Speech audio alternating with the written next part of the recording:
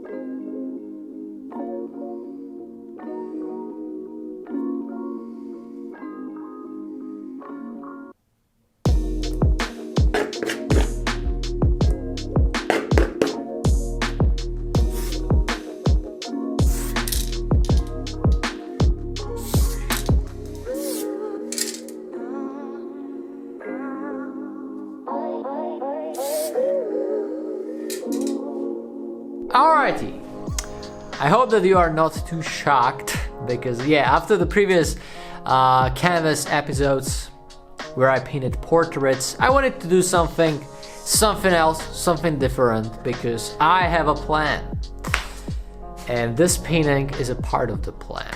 I won't try to explain it right now because it will be just one big mess, but remember, I have a plan. I'm not completely sure about today's canvas, but I've learned a lot during the process, and I'm already thinking about the future canvases. So yeah, if you like it, thumb up would be awesome. And yeah, this is